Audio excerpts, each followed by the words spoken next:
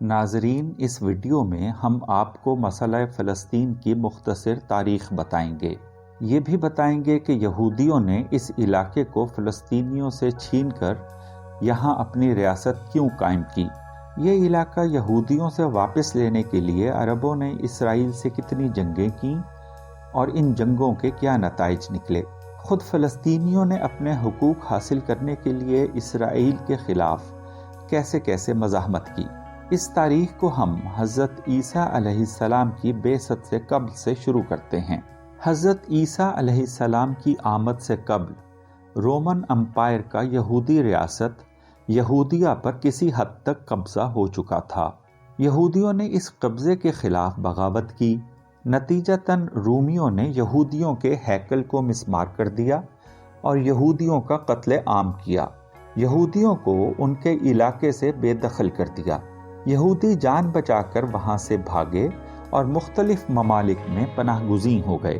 اس واقعے کو ڈایاسپورا کے نام سے یاد کیا جاتا ہے۔ اس کے بعد صدیوں تک یہودی فلسطین میں دوبارہ اپنی حکومت قائم کرنے کے خواب دیکھتے رہے۔ 1882 میں صہیونی تنظیم قائم ہوئی۔ اس کے نتیجے میں یہودی دوبارہ فلسطین آنا شروع ہو گئے۔ فلسطین اس وقت سلطنت عثمانیہ کے تحت تھا۔ پہلی جنگ عظیم میں سلطنت عثمانیہ کو شکست ہوئی اور فلسطین پر برطانیہ کا قبضہ ہو گیا۔ 1936 میں عربوں نے اس تسلط کے خلاف بغاوت کی، مگر یہ بغاوت ناکام رہی۔ 1917 میں بالفور ڈکلیریشن میں برطانیہ نے فلسطین میں یہودیوں کی حکومت کی حمایت کی۔ دوسری جنگ عظیم میں چونکہ نازیوں نے یہودیوں کا قتل عام کیا تھا، اس لیے فلسطین میں یہودی آبادکاری میں مغربی طاقتوں کی حمایت سے بہت اضافہ ہو گیا۔ اس آبادکاری سے فلسطینیوں اور یہودیوں میں ٹینشن بڑھنے لگی۔ 1947 میں یونائٹڈ نیشنز نے فلسطین کے تقسیم کی تجویز دی۔ اس تجویز میں فلسطین میں 2 ریاستوں کے قیام کا منصوبہ دیا گیا تھا، ایک فلسطینیوں کے لیے اور دوسری یہودیوں کے لیے۔ یروشلم کو بین الاقوامی شہر قرار دیا گیا۔ عربوں نے اس تجویز کو رد کر دیا۔ اس وقت فلسطین میں فلسطینیوں کی آبادی 2/3 کے قریب تھی۔ فلسطینیوں کے مطابق یہ تجویز حق خود ارادی کے خلاف تھی، چنانچہ فلسطین میں خانہ جنگی شروع ہو گئی۔ آخر کار 1948 میں یہودیوں نے ریاست اسرائیل کے قیام کا اعلان کر دیا۔ اس اعلان سے عرب ممالک غضبناک ہو گئے۔ ریاست اسرائیل کے قیام کے اگلے ہی دن مصر، اردن، شام اور عراق نے اسرائیل پر حملہ کر دیا۔ یہ پہلی عرب اسرائیل جنگ تھی جو 10 ماہ جاری رہی۔ اس جنگ میں نوزائیدہ اسرائیل نے عربوں کو شکست دی۔ فلسطینیوں کو بڑی تعداد میں فلسطین سے بے دخل ہونا پڑا۔ اسرائیل نے فلسطین کے تقریباً 78% علاقے پر قبضہ کر لیا۔ اردن نے بھی ویسٹ بینک پر قبضہ کر لیا اور مصر نے غزہ کی پٹی پر قبضہ کر لیا۔ اس شکست کا بدلہ لینے کے لیے جون 1967 میں عربوں نے اسرائیل پر پھر حملہ کر دیا۔ اس جنگ میں بھی عربوں کو شکست ہوئی۔ اسرائیل نے ویسٹ بینک اور غزہ کی پٹی واپس لے لی۔ اس کے علاوہ مشرقی اردن، جس میں مشرقی یروشلم شامل تھا، گولان ہائٹس اور سینا پر بھی اسرائیل کا قبضہ ہو گیا۔ 3 لاکھ کے قریب فلسطینی بے وطن ہو گئے۔ ناظرین، یہاں یہ بتاتا چلوں کہ اس جنگ میں پاک فضائیہ کے پائلٹس نے اردن اور عراق کی فضائیہ میں شامل ہو کر حصہ لیا اور بہادری کے جوہر دکھائے۔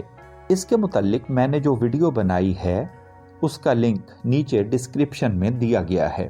1982 میں اسرائیل نے PLO کو لبنان سے بے دخل کرنے کے لیے لبنان پر حملہ کیا۔ PLO لبنان سے بے دخل ہو گئی۔